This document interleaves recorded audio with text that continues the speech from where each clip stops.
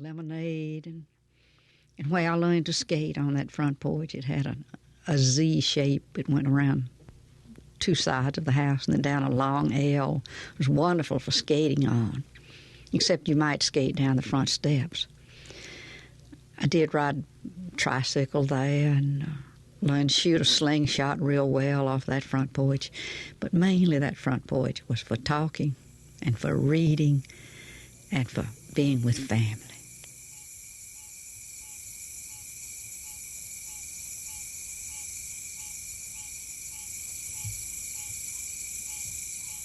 As was true in all small towns, there were a great many dogs in Thomasville where I grew up. Every family had a dog, and many of those dogs followed their owners to work in the morning and would lie down on the sidewalk outside the stores or go inside the stores and rest under the counters just to, I suppose, be where the action was. We had a dog named Sykes that used to trot behind my father when he'd go to his office and would lie out on the sidewalk and sometimes chase cars. I'm afraid Sykes was not the best trained dog. And there was Mr. Elliott Gunn, who had fine bird dogs. They used to ride in the car with him. He'd put two of them up on the front seat, his finest dogs, and they would sit there proud and looking around as if they owned that whole town. And Miss Gunn, Elliott's wife, would have to sit on the back seat because the dogs always sat on the front seat. And then I guess the best-known dog in Thomasville was Beans. Beans was a little black and white dog, part terrier, part feist. I don't know what kind of dog Beans was, short-haired, nice little dog. Belonged to Dozier Hardware. Dozier Hardware was on the corner, right downtown Thomasville, right near the drive to the right post and across the street from People's Drug Company. Beans would sit out there on the sidewalk and watch the comings and the goings. Beans had one peculiar habit. He was a hitchhiking dog. This was back in the days when automobiles had running boards. And customers to the hardware store down there would often find when they got home that Beans had ridden home with them. He'd just jump up on the running board when they got ready to leave the store and have him a little ride out to their house, and then they'd have to bring him back to the hardware. Well, one day, Beans was sitting out there on duty in front of Dozier Hardware Company, and a traveling salesman came by who was selling goods to the store. He completed his business and got in his car and driving towards Selma. Stopped about 20 miles from Thomasville, a little community of Lamison.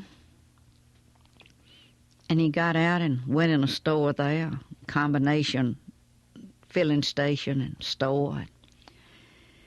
Somebody said to him, where'd you get that dog? And he said, I don't have a dog. They said, well, yes, you do. That little dog right there came with you. And the traveling man said, no, I don't have a dog. I never saw that dog before. I don't know what you're talking about. Well, nobody in Lamson had ever seen the little dog either. And so Beans sat around there at the store for a while and looked as if he were expecting some friends to come by. And after a while, they did. Strangely enough, there were people from Thomasville who'd been up to Selma shopping and happened to stop at this little filling station in Lamison to buy some gasoline. And one of them looked over there and said, well, that looks like Beans sitting over there. Everybody in Thomasville knew Beans. Said, I don't know what he's doing up here, but let's see if it's Beans. And they called, here, Beans, here, Beans. Beans came trotting over just as happy as he could be to see somebody from home. So Beans hopped up on their running board and rode the 20 miles back to Thomasville, just as happy a little hitchhiking dog as anybody ever saw.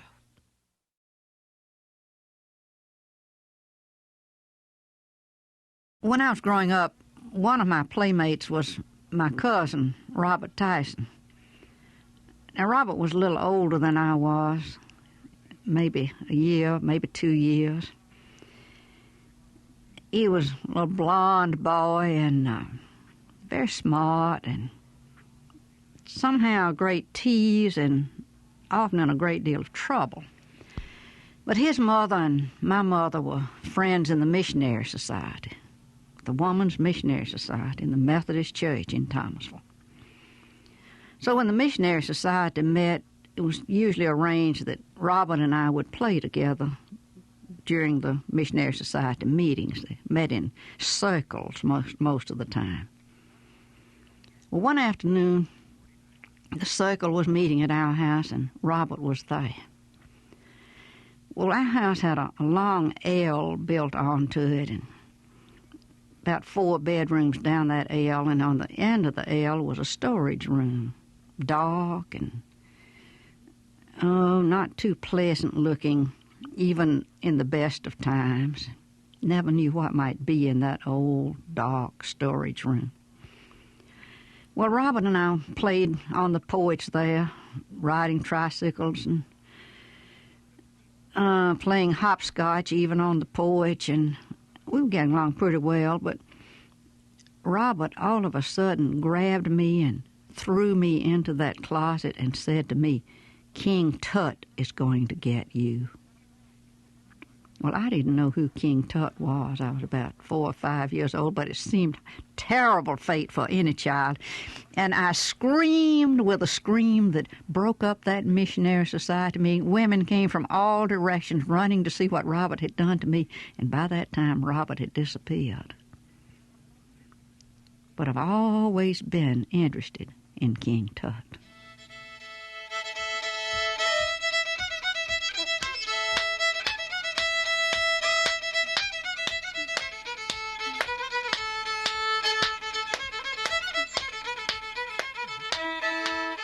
Back in the 1920s, early part of the 1920s, the shimmy was a very popular dance. It was the age of the flapper and new freedoms and new wildness.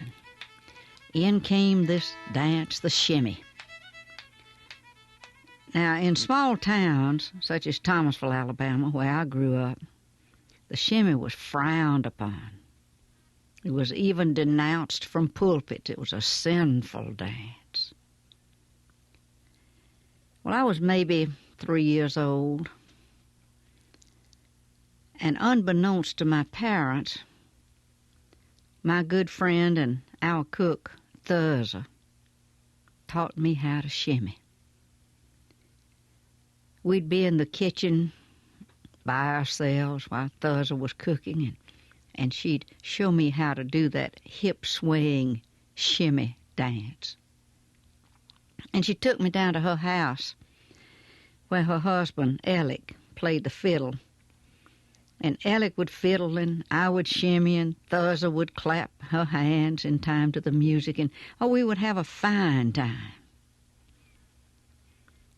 Well, one Sunday at our Methodist church there in Thomasville, we had a special guest, a musician from Birmingham, a woman named Miss Estelle Cake, who was visiting in town. She was going to provide music for the 11 o'clock service. Now, the only music that I had ever heard in church was the upright piano that Estelle Cake's sister-in-law, Miss Annie Cake, played. And Miss Annie was one fine musician. She could play any kind of music, and she excelled at church music and played that old out-of-tune upright piano beautifully.